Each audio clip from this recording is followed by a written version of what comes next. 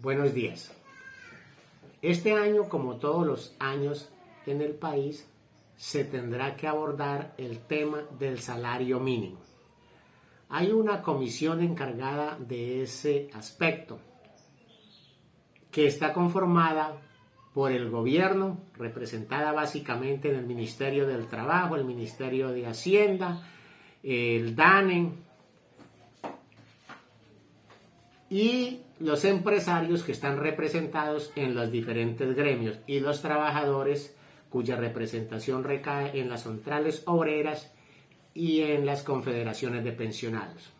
¿Cuál ha sido la historia de este tema?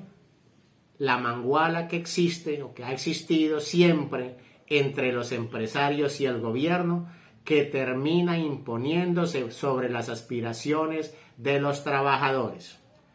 Los empresarios siempre han argumentado que es imposible subir el salario mínimo muy alto porque eso implica desactivación económica, porque eso implica generar más desempleo. Estos argumentos los repiten todos los años. Este año vamos a ver con qué argumentos nos van a salir. Estamos en un momento en el que se necesita la reactivación económica. Y reactivación económica es posible solo si la gente tiene dinero disponible para comprar. Es decir, en la medida en que los trabajadores ganen buen dinero, podrán ir a restaurantes, podrán comprar ropa, podrán ir a cine, podrán suplir la canasta básica. De lo contrario, seguiremos como siempre que los trabajadores el salario mínimo no les alcanza ni para comer. Este año hay unos elementos adicionales que desde luego se tienen que tener en cuenta en el momento de la discusión.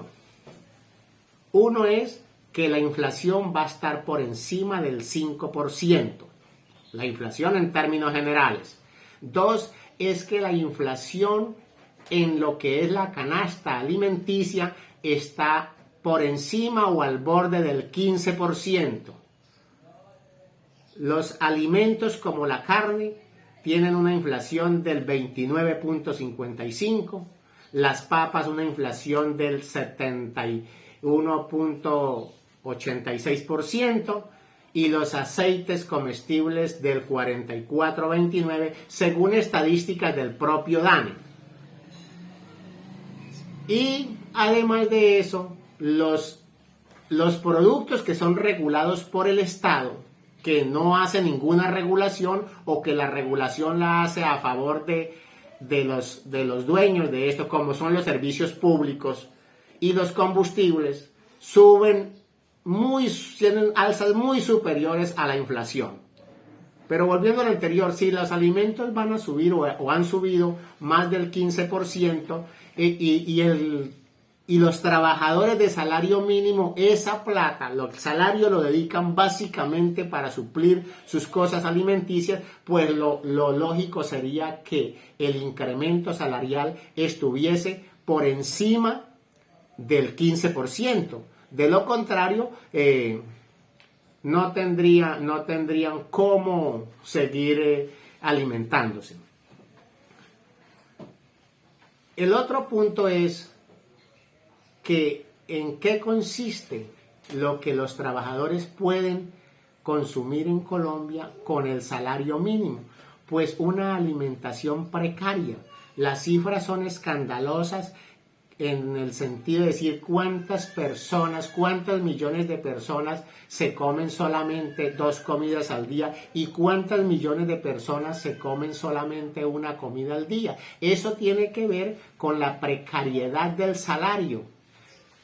Sin contar pues los que no tienen salario, sino que viven del rebusque del día a día. Entonces, que no nos vayan a salir los empresarios y el gobierno con el mismo cuento de todos los años de que para poder reactivar la economía y generar más empleo, el incremento salarial tiene que ser lo más pírrico posible.